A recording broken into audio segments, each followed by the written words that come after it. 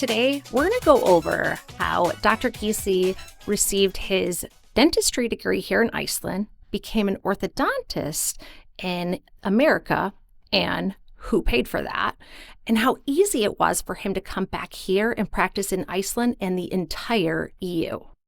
So if you had chose and went to the EU and you got your education as an orthodontist and you came back here, is it, just a test then and doing your 3 years? No, yeah, you could just transfer your certificate from the EU to Iceland. So Okay. no tests or nothing. So Do you know what it takes if if you were trained here as a dentist and you decided you wanted to move to America?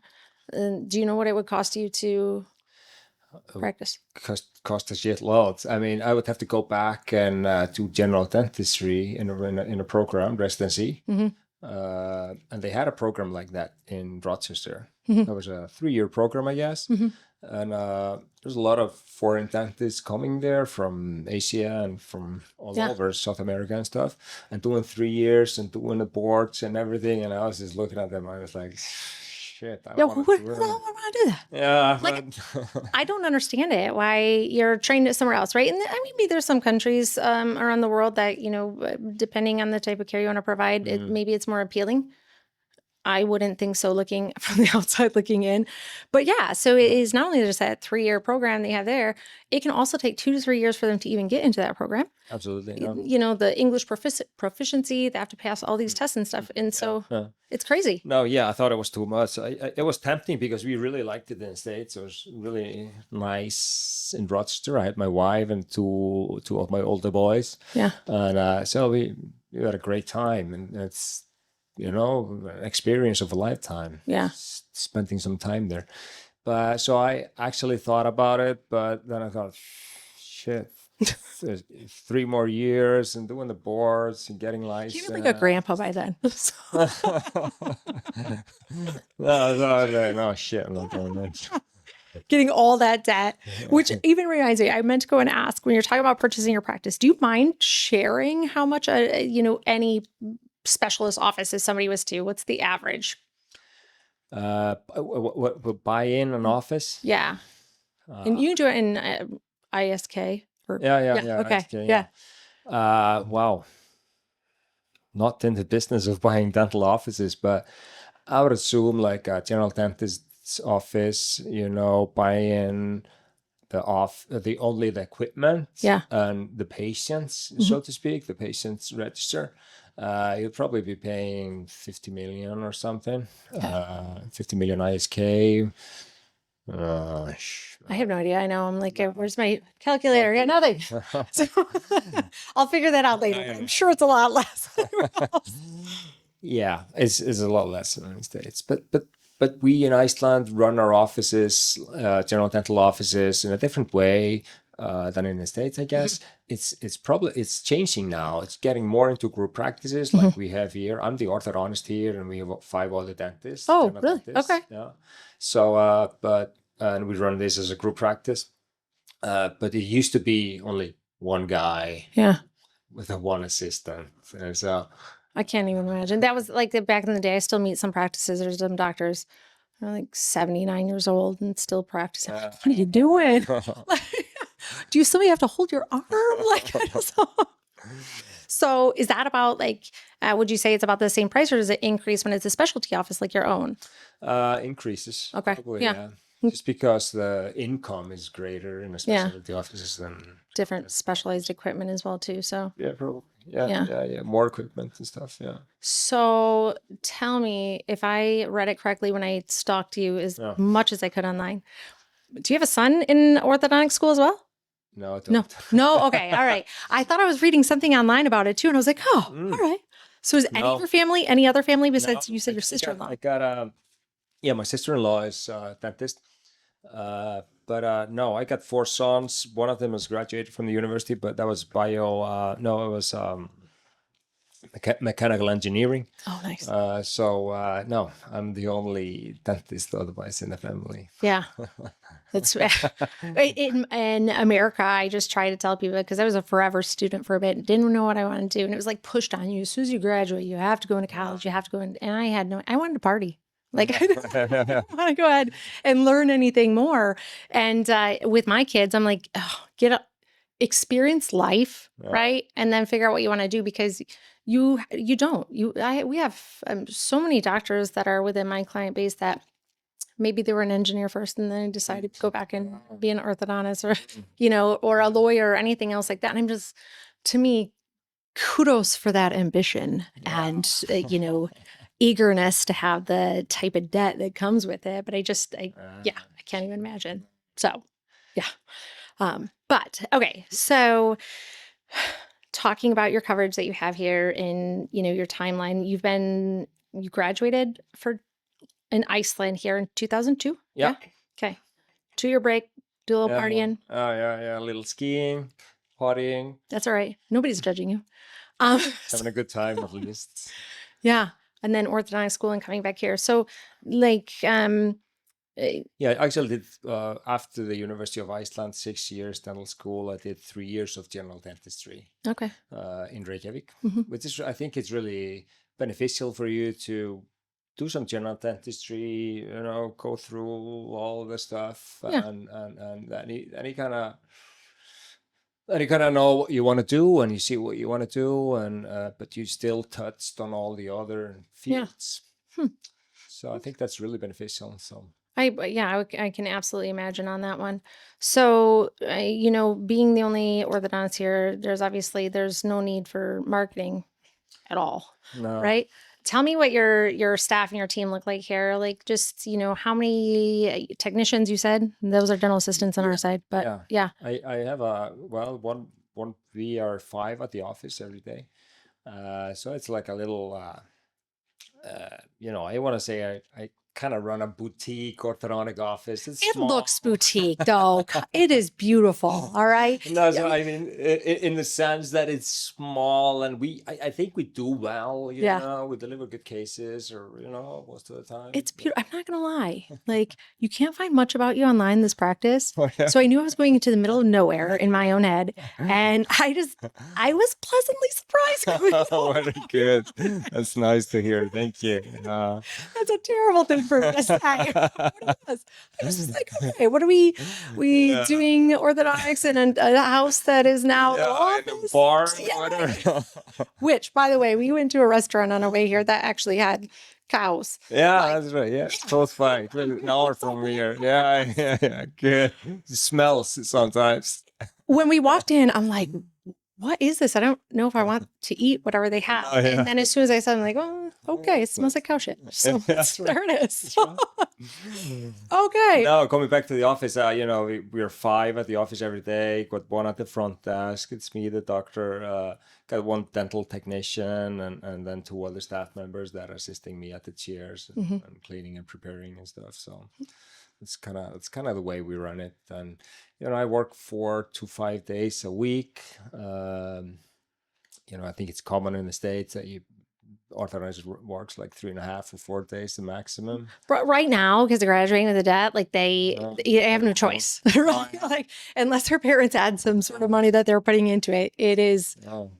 They generally have to now work 4 or 5 days. It's depending on the debt and their own situation as well too. But you're absolutely right. It is a pretty average to be a 3.5 day week. So.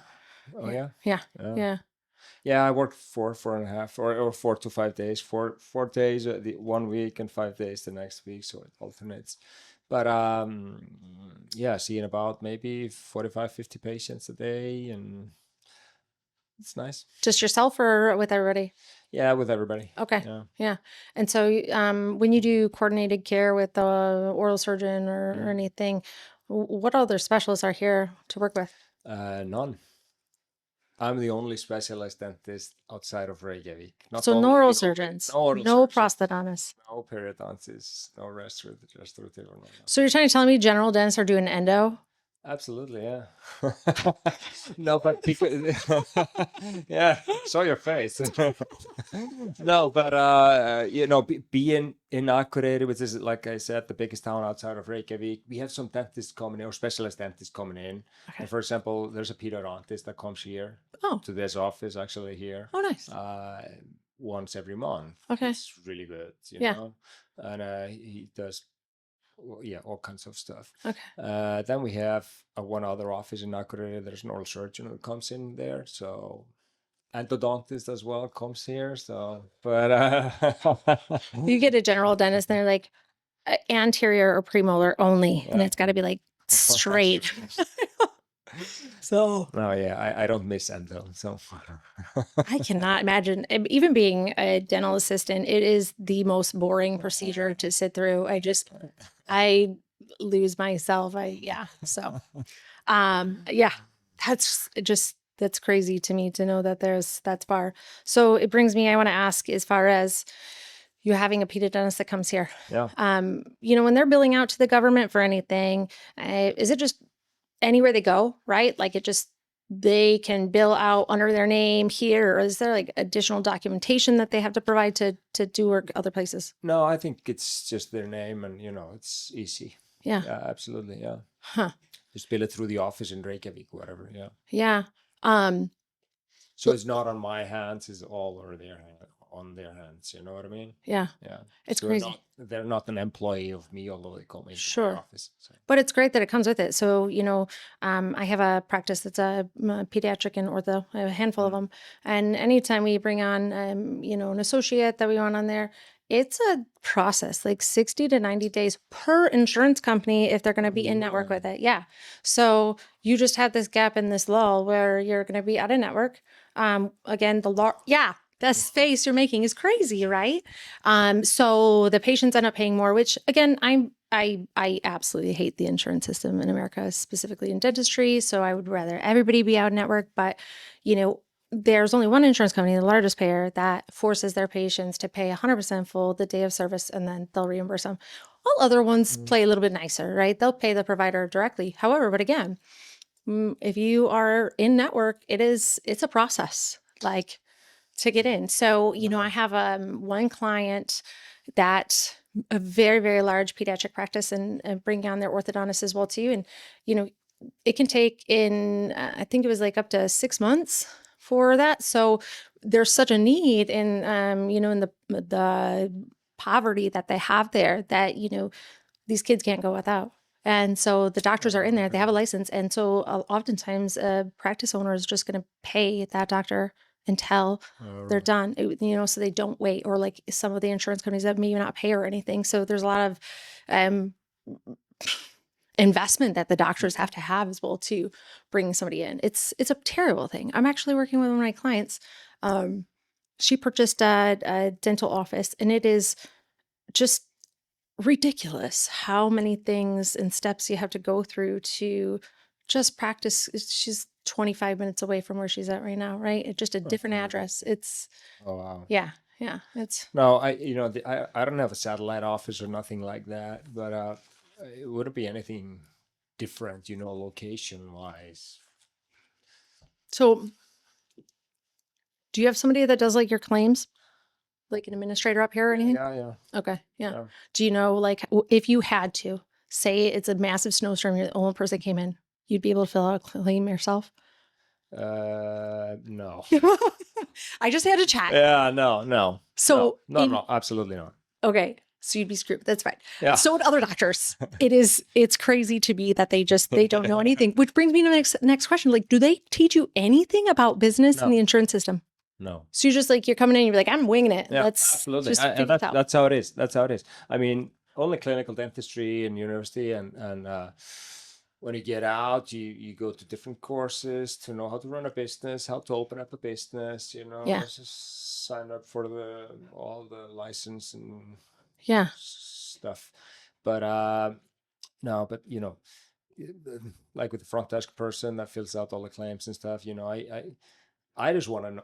I don't want to do orthodontics. I don't want to know anything about it. I mean, I trust her. I trust my staff members to do what they're supposed to do. But I just want to do orthodontics. And that's what you're good at. I want to try to be good at it. So that's it. I have to actually talk to some of my clients and be like, would you just, like, you're no good unless you have a drill in your hand, right? Like, carry on. Like, we need you to make money, and this insurance system that doesn't pay, you move along, right? Yeah. So, because they try to learn some of it, but they don't know it. They don't know codes that they have to use. They really have to be dependent on it. Well, yeah, I have to apply for I was telling you about the 95% reimbursement for the Right. bigger cases. I have to apply for that because I have to do the treatment plan and all the doctor stuff. Treatment plan and cost of treatment and all Yeah. that stuff. So I have to do There's that. documentation you have to do. That's already inside your like realm of expertise.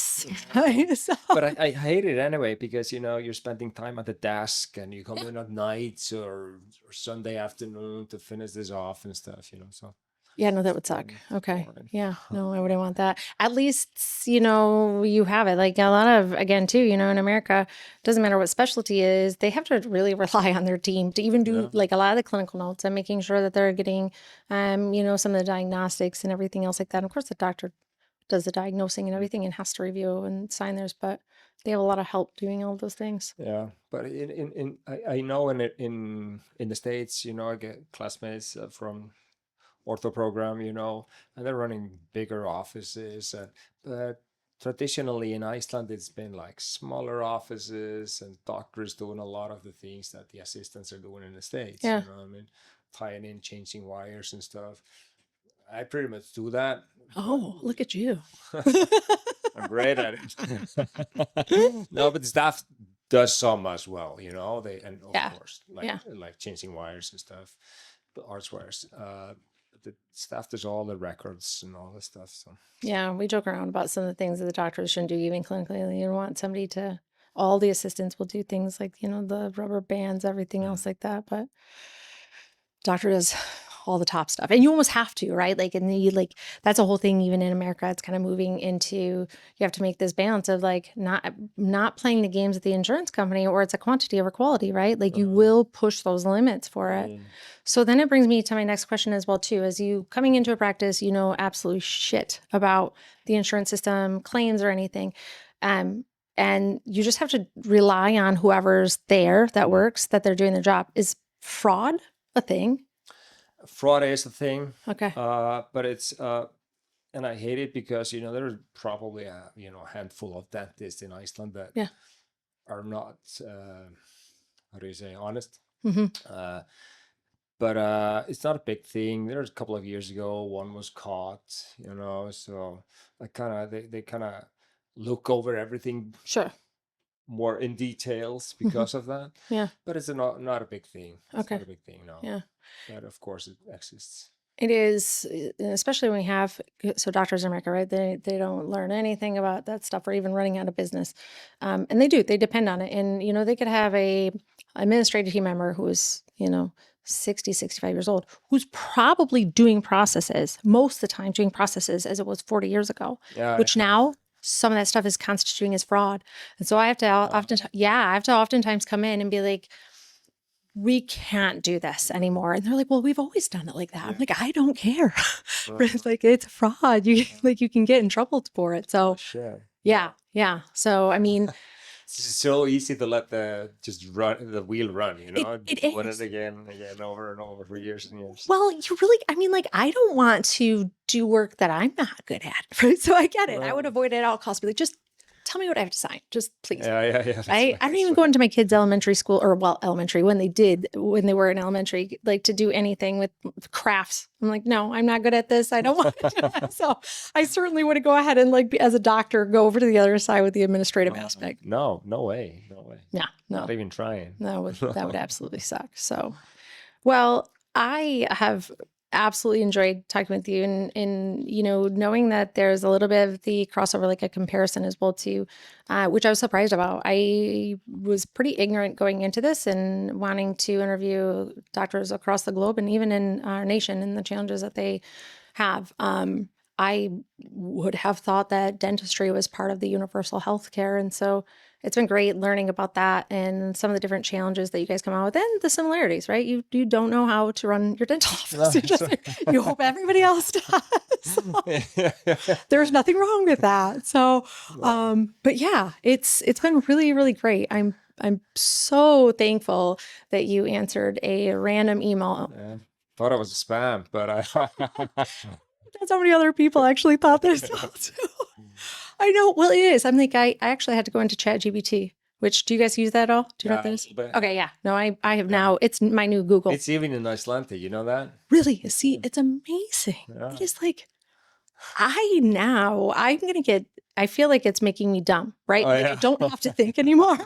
Like it gives me a lot of So information. did you just put in orthodontics in Akureyri? Or, oh, yeah, really? Yeah. And so I was like, all right. So then I put in your name and I was like, I need everything about him ever. So sometimes it failed me because it also said that you had a son that was Yeah. in orthodontic school. So thanks ChatGPT for that. But it was like, all right, I need an email that doesn't come off as spam, that is like inviting and like just this balance of somebody to actually open the freaking email is all I needed to happen and then respond. So I probably sent out 150 emails and 3 people total. Oh, really? Yeah. Yeah. Came back to you? Yeah. Yeah. Really? Yeah. I know. And one of them, there afterward, we were emailing and there was a little bit of a tighter schedule. And I just hadn't heard back from him. So I'm guessing it wasn't like within that time frame as well too. So thank you Yeah, no so problem. much for kicking off the international aspect of it. So I'm so excited when this airs. I'll make sure that I send you a copy of it as well too. Yeah. Wow, thanks. Yeah, no, thank you again for coming on and all your humble vulnerability. So, all right. Well, that concludes it. Thank you again. Thanks. Appreciate it. Yeah.